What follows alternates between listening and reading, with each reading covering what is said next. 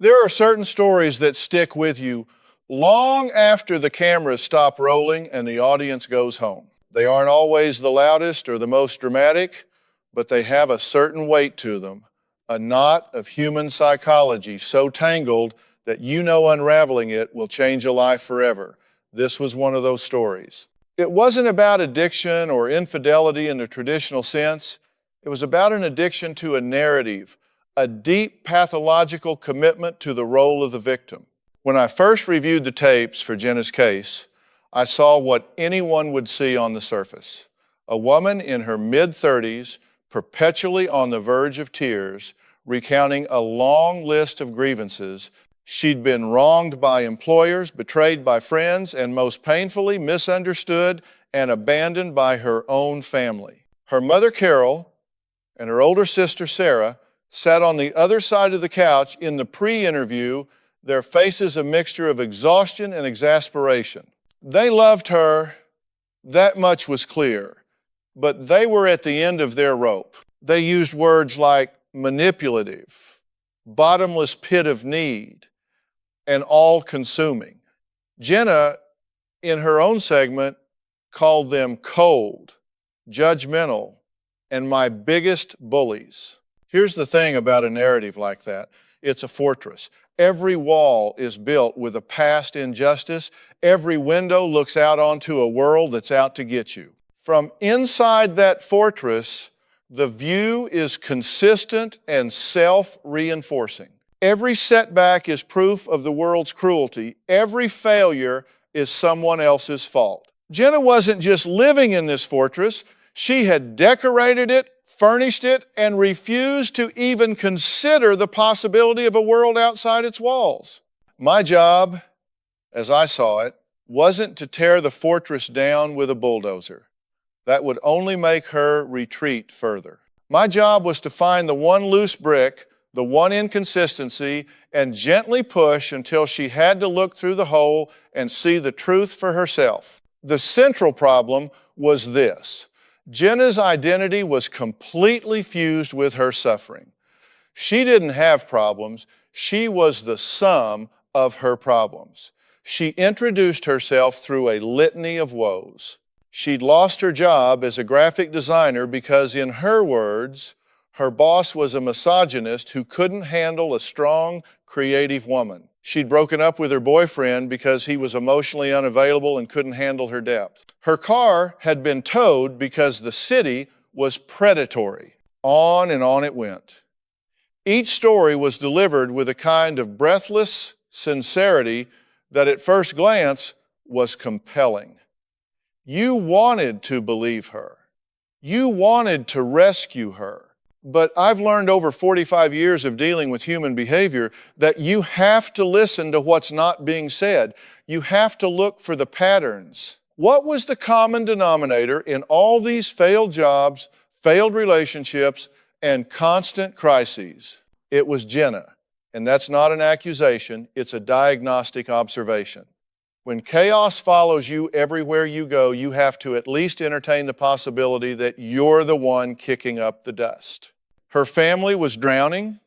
Carol, the mother, was a classic enabler, caught in a painful cycle. She would get fed up with Jenna's demands and dramatic episodes, pull away to set a boundary, and then rush back in with money and support the moment Jenna predictably fell into another crisis. Sarah, the sister, had gone the other way. She was the tough love sister, the one who had drawn a hard line, and for that, she was painted as the villain of the family. In reality, Sarah was just the first one to get exhausted by the drama. She was the first to realize that no amount of help would ever be enough because the goal wasn't to solve the problem, the goal was to have the problem. The problem was what got Jenna attention. The problem was her currency in the world. It was her power. She couldn't be the smartest or the most successful or the most independent, but she could be the one who suffered the most. In her world, that was a kind of victory. Before she ever set foot on my stage, I knew this wasn't going to be about mediating a family squabble. This was about deprogramming a worldview. It was about confronting a woman with the fact that the greatest injustice in her life wasn't being done to her by the world, but by her to herself. She was the architect of her own misery, and she was so proud of the design that she couldn't see she was living in a prison of her own making. The question I had to answer was, could I get her to see the key was in her own hand? To understand a behavior, you have to understand its payoff.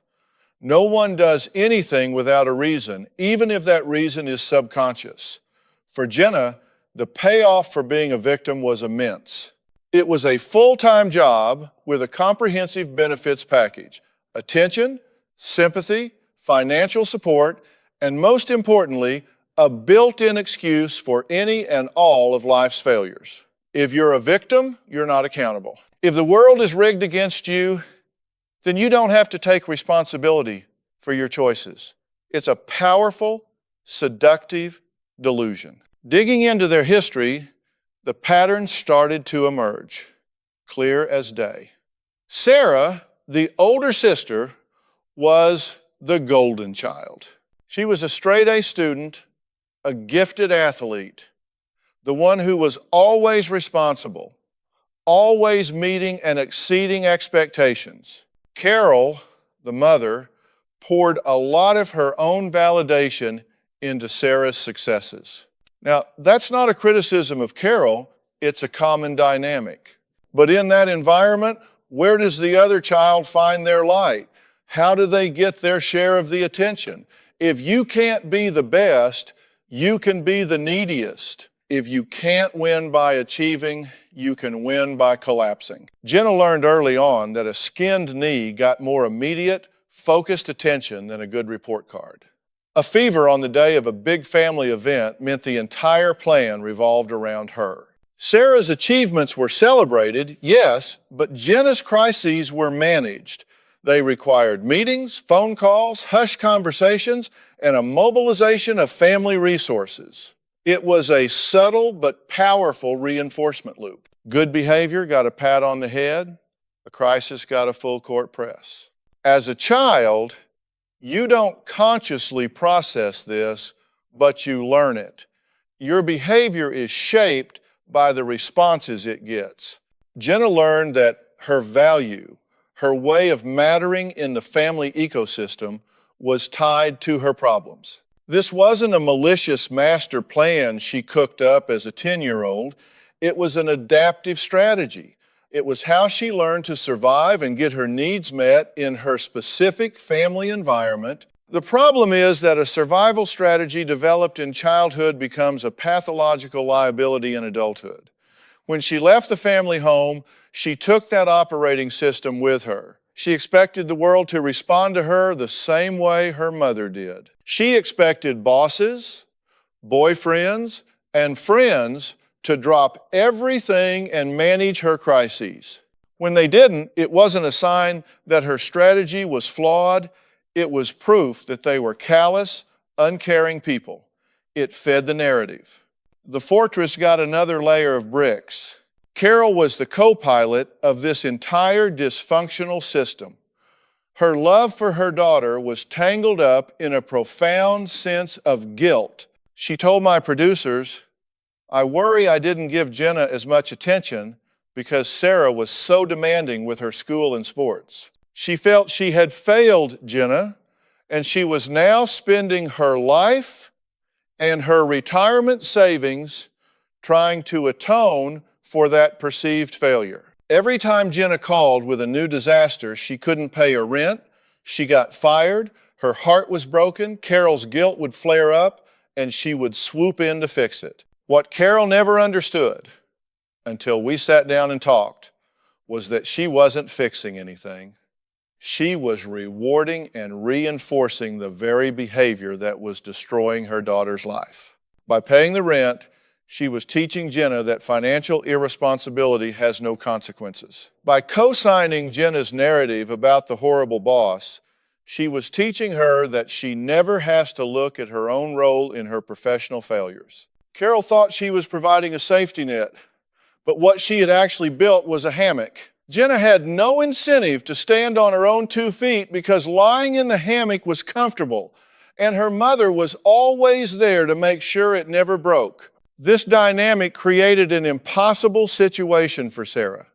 She saw what was happening. She saw her sister, a talented and intelligent woman, slowly atrophy her potential, dissolving in a sea of self-pity. She tried to talk to her mother, saying, "Mom, you have to stop bailing her out.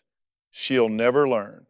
But to Carol, Sarah's tough love sounded like cruelty. It felt like an abandonment of her sister. And Jenna, of course, used this to her advantage. She would triangulate them, telling her mother, "Sarah just doesn't get it. She's always been perfect.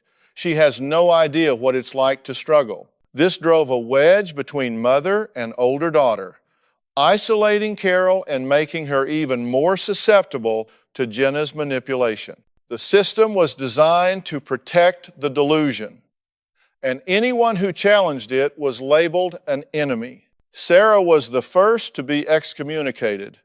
By the time they came to me, she was desperate. She wasn't just there to save her sister. She was there to get her mother back. The escalation point, the reason they finally wrote to the show, came after a series of events that pushed the family system to its breaking point. Jenna had been working a freelance design job for a small marketing firm. By all accounts, she was good at it. She had talent, but the old patterns began to surface. She complained constantly about her project manager, claiming he was micromanaging her and stealing her ideas. She would miss deadlines and then craft elaborate stories about computer failures or sudden, debilitating migraines. The family started getting frantic calls at all hours. One day, it was Jenna in tears, claiming the project manager had humiliated her in a team meeting. The next, she was enraged, convinced her colleagues were conspiring to have her removed. Sarah, who had a friend working at the same company, did some quiet digging. The reality was far more mundane. Jenna was being asked to meet the same deadlines as everyone else. The stolen idea was a common concept the team had brainstormed together. The humiliation was the project manager asking her, in a neutral tone, why a client deliverable was 48 hours late. The company finally let her go. For Jenna, this wasn't a failure. It was a martyrdom. It was the ultimate validation of her worldview. She wasn't fired for poor performance. She was fired because she was a brilliant woman in a mediocre world that couldn't handle her. This narrative was her shield, and she wielded it with fury. She demanded that her family rally to her cause. She wanted them to help her sue the company for wrongful termination. She expected them to be as outraged as she was. Sarah refused. She had the facts, and she told Jenna point blank, "Jenna, you were late on every single project. They have a paper trail. You don't have a case, you have a problem with accountability." This was a declaration of war. In Jenna's eyes, her own sister had sided with the enemy. She called her a traitor, a backstabber, someone who was jealous of her talent and secretly wanted to see her fail. This is where the blame shifting became an art form. Jenna's logic was so twisted, yet so internally consistent that it was almost dizzying. It went like this. The only reason she was late on her projects was because of the immense stress she was under. And where was that stress coming from? From her unsupportive family. Sarah's negativity and her mother's anxiety were draining her creative energy, making it impossible for her to focus. Therefore, it was actually their fault she got fired. They hadn't provided her with the safe and supportive environment she needed to thrive. Carol, caught in the middle, tried to placate everyone. She gave Jenna money to cover her rent after she was fired, which infuriated Sarah, who saw it as rewarding the destructive behavior. She tried to both sides the argument, telling Sarah to be more understanding and telling Jenna to try and see things from another perspective. The result was that everyone was angry with her. The tension in the house, where Jenna had moved back into after being fired, became unbearable. There were screaming matches, slam doors, and days of weaponized silence. The absolute breaking point was what I call the manufactured medical crisis. About 2 weeks after moving home, Jenna called her mother at work, sounding weak and breathless. She said she was having chest pains and couldn't breathe. Carol, in a panic, left work and rushed her to the emergency room. They spent 8 hours there. The doctors ran every conceivable test: an EKG, blood work, a chest x-ray, the diagnosis, a panic attack. A severe one, yes, but a panic attack nonetheless. There was nothing physically wrong with her heart. When Carol and Jenna got home, exhausted and emotionally frayed, Sarah was waiting for them. She had been worried sick, but when she heard the diagnosis, her worry turned to anger. She saw it for what it was: a desperate, subconscious ploy to shift the focus back to her, to reassert her status as the one who needed to be cared for, the victim. The firing was old news. The family conflict was a stalemate. A medical emergency was a guaranteed way to reclaim the spotlight. Sarah confronted her. "You put Mom through hell today, all for a panic attack?" she yelled. "Do you have any idea how selfish that is?" Jenna's response was the epitome of her victim identity. Tears streamed down her face as she said, You see how she treats me? I could have been dying, and all she cares about is being inconvenienced. You have no heart. Neither of you do. You're the reason I have panic attacks. You're the ones killing me." That was it. That was the moment Carol finally broke. She saw the cycle in its most grotesque form: her daughter, perfectly healthy, using the specter of death to manipulate and control them. She saw that all her love, all her money, all her sacrifice wasn't helping. It was fuel on a fire that was consuming them all. It was in that moment of devastating clarity that she went to the computer and wrote me the letter. She knew she was out of tools. She knew she was a participant in her daughter's pathology, and she had no idea how to stop. The family wasn't just in crisis, it was in a death spiral. When they finally walked onto my stage, the energy was thick with years of resentment. Jenna sat slightly apart, already wrapped in the mantle of the wronged party. She had her arms crossed, a defensive posture that says, "I'm here, but I'm not open for business." Carol and Sarah sat together, but they weren't a united front. They were two separate people bound by a shared desperation. Carol looked fragile, like a breath of wind could knock her over. Sarah, on the other hand, was coiled tight like a spring, radiating a mixture of anger and a desperate plea for someone, anyone, to finally validate what she had been seeing for years. I started by letting Jenna tell her story. This is a crucial step. You have to give people the space to lay out their narrative, their version of the truth. You have to listen not just to the words, but to the music behind the words. I let her talk about the toxic workplace, the backstabbing sister, the anxious mother who never truly understood her.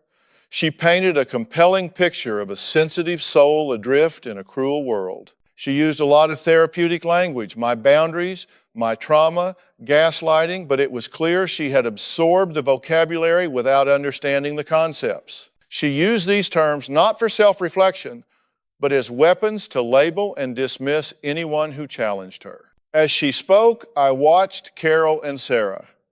Carol flinched at every accusation, the guilt washing over her face. She was still in the thrall of the narrative. Sarah just shook her head slowly, her jaw tight. She had heard this all before. It was a script she knew by heart.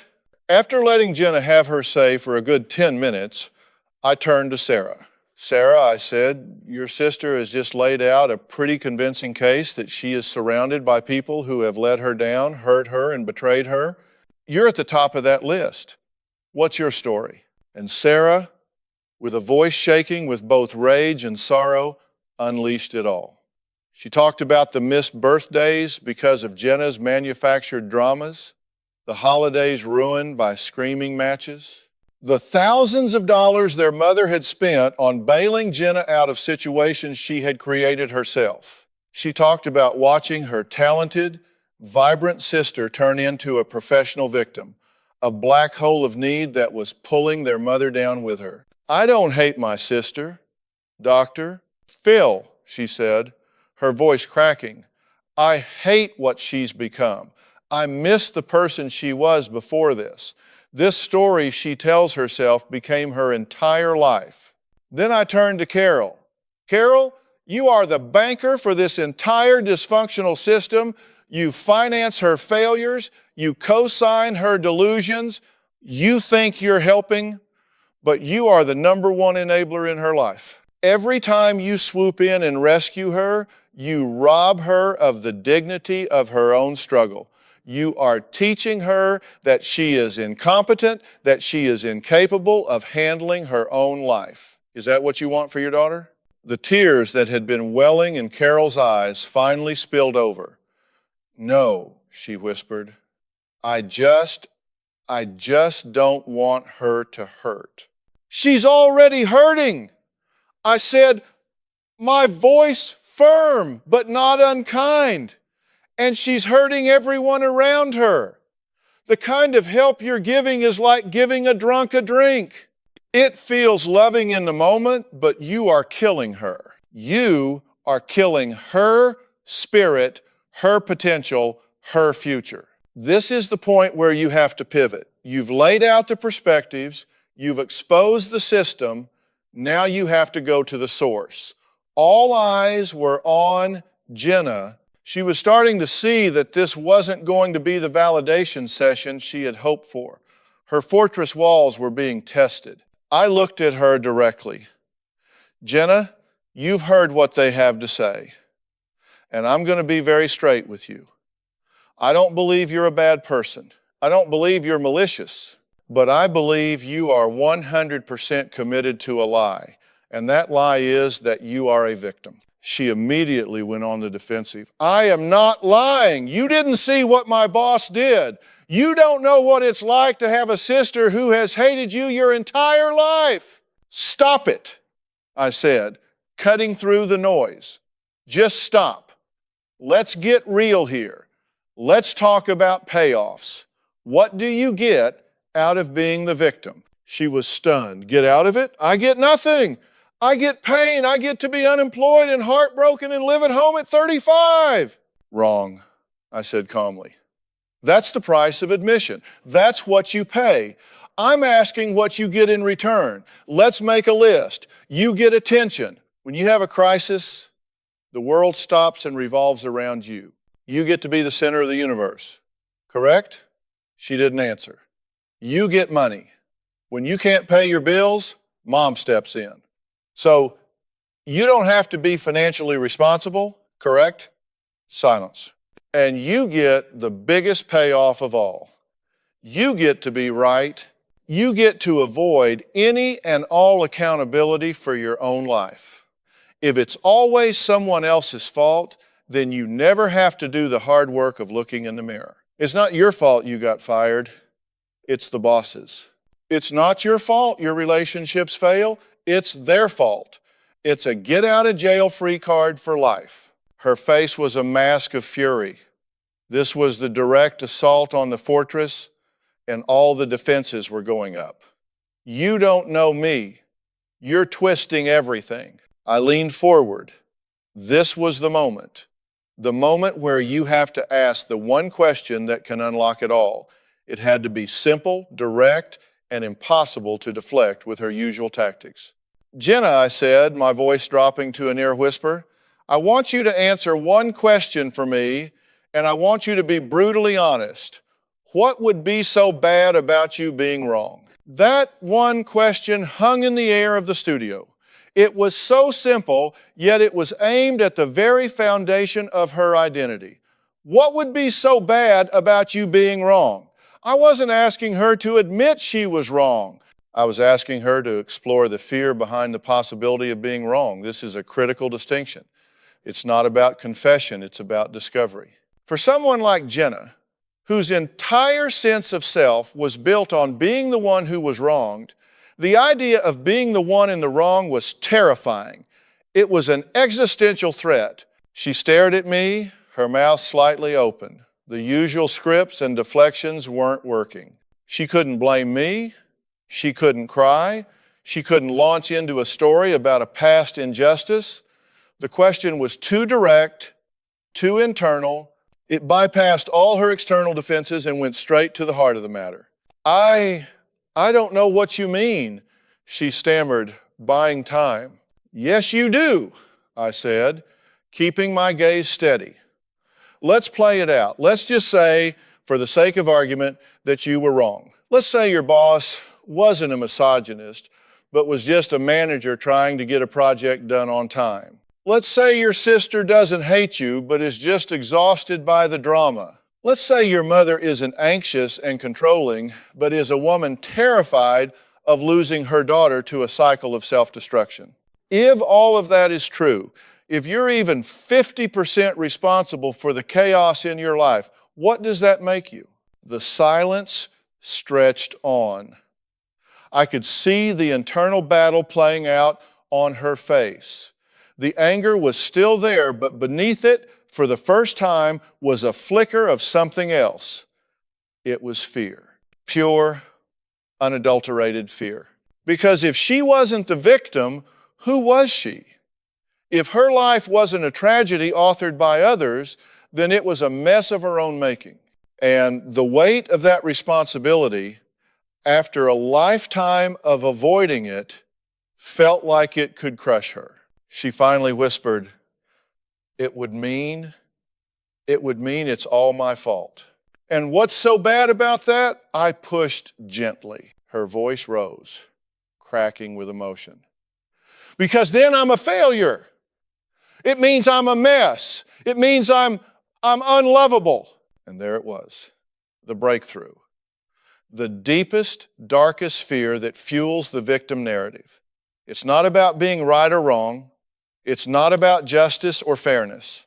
It's about a core belief of being fundamentally flawed, of being unworthy of love unless you are in a state of crisis that compels others to care for you. Her entire victim identity was a desperate, convoluted strategy to manage this profound fear of being unlovable. As long as she was suffering, people had to pay attention. They had to take care of her. She coerced love through pity because she didn't believe she could ever earn it through merit. Tears were now streaming down her face, but these were different tears. They weren't the theatrical tears of the victim performing her role. They were the raw, painful tears of a deeply buried truth finally seeing the light of day. I looked over at her mother and sister. They were both crying too, but their tears were of relief. For the first time, they weren't hearing the script. They were hearing the real Jenna, the terrified little girl inside the 35-year-old woman, the one who just wanted to know she was loved for who she was, not for what was wrong with her. Jenna, I said softly, look at your mother. Look at your sister. Do you think they are here today because they enjoy this? Do you think they flew across the country and are sitting on this stage under these bright lights because they want to punish you? They are here because they love you.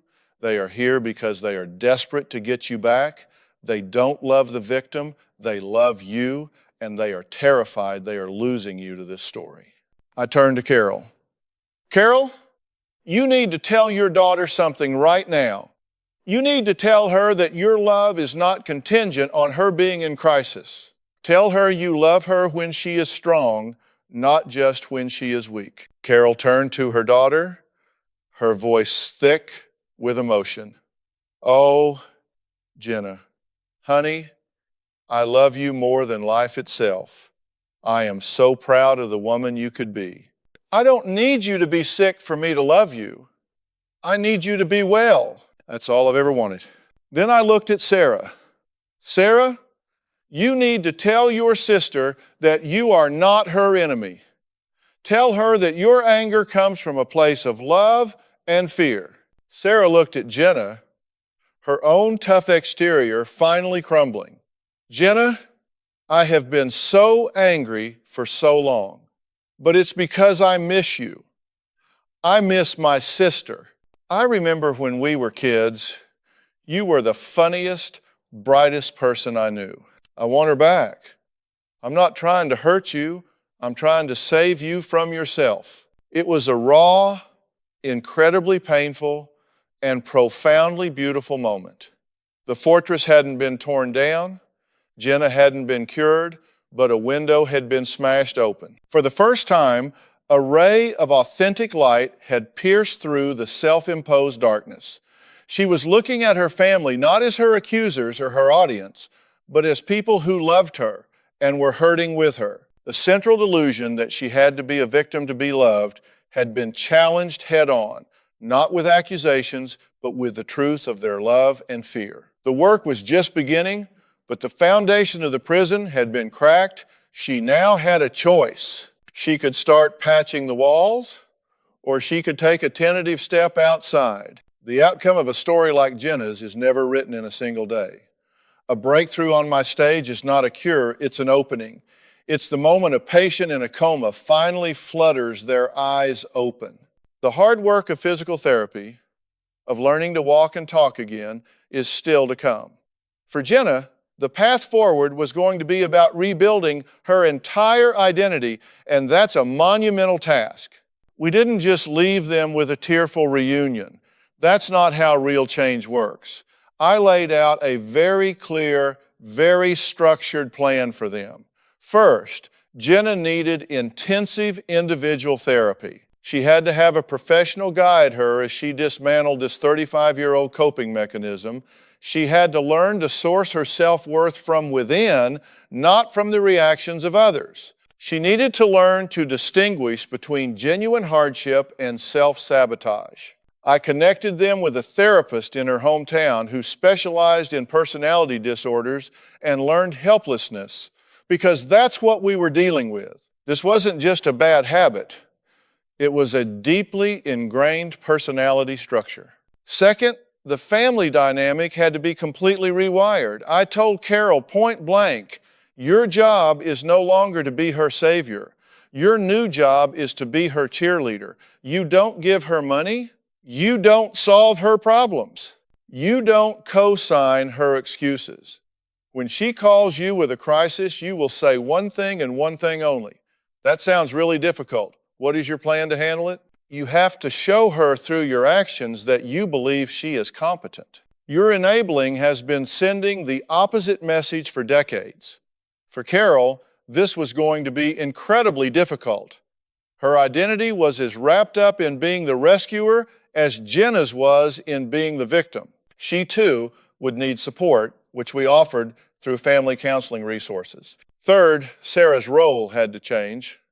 Sarah, I said, you have to put down the sword. You've been the truth teller, the warrior, and it has cost you your relationship with your sister. For now, your job is simply to be a sister. Invite her for coffee. Talk about movies. Talk about anything other than her problems. You need to rebuild a relationship that isn't based on conflict. You need to show her what a healthy, non-crisis-based connection looks like. And for Jenna, the most important instruction was this: accountability. I told her, you need to get a job. I don't care if it's flipping burgers or designing billboards for the Super Bowl. You need to get up every day, go somewhere, and be responsible to someone other than yourself. You need to earn a paycheck and pay your own rent. The dignity that comes from self-sufficiency will be a more powerful antidote to your victim mentality than any therapy session. I followed up with the family, as I always do. The first few months were rocky. It's a pattern I've seen 1,000 times. The system fights to revert to its old equilibrium. Jenna had a crisis about her car breaking down 2 weeks after the show. She called her mother, expecting the usual bailout. Carol, her voice trembling, delivered the line we had rehearsed. That sounds really difficult, honey. What is your plan to handle it? Jenna, I'm told, was shocked into silence, then flew into a rage, accusing her mother of abandoning her. Carol held the line. It was one of the hardest things she'd ever done, but she did it. Jenna, forced to solve her own problem for the first time in years, called a friend, got a ride to work, and used her first paycheck from a part-time retail job to pay for the repairs. It was a small victory, but it was a victory. It was a single, wobbly step on her own 2 feet. There were setbacks. She quit that retail job after a month, claiming the manager had it in for her. The old narrative is a powerful drug, and relapses are common. But this time, something was different. The family didn't rush in to validate the story. They didn't have a big dramatic fight. They just let her sit with the consequences of her choice. Without the fuel of their attention and money, the fire of her victimhood started to dwindle. It's not as satisfying to be a martyr if there's no audience. The real shift, according to Sarah, came about 6 months later. Jenna had started a new, less glamorous design job at a local print shop. It wasn't her dream job, but it was a job. One evening, Sarah invited her out for dinner. For the first hour, Jenna complained. The pay was low, the work was boring, the coffee in the break room was terrible. Sarah just listened, refusing to engage in the old pattern of either arguing or sympathizing. She just let her vent. Then there was a pause, and Jenna said something that nearly made Sarah fall out of her chair. She said, "But, my boss is actually a decent guy. He showed me a shortcut in the design software yesterday that was really helpful. And there's a woman in accounting who's pretty funny." It was a tiny crack in the monolith of negativity. It was an acknowledgement that the world wasn't uniformly terrible, that not everyone was out to get her. It was the beginning of a balanced perspective. The story of Jenna doesn't have a Hollywood ending where she suddenly becomes a Fortune 500 CEO and all her problems vanish. Real life is messier than that. The outcome here was far more grounded and in its own way, more profound. It was about a slow, painful, and deliberate choice to trade a comfortable delusion for an uncomfortable reality. It was about a woman learning, inch by painful inch, to take responsibility for her own happiness. The last I heard, she was still at that print shop. She had been promoted to a senior designer. She was living in her own apartment. She and Sarah were having regular Sunday dinners. She and her mother were building a new relationship, one based on mutual respect, not on crisis and rescue. Jenna's story is a powerful reminder that the most suffocating prisons are the ones we build for ourselves.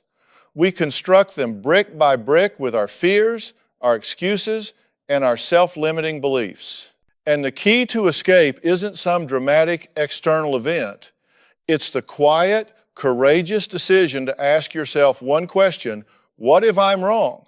The answer can be terrifying, but it can also finally set you free.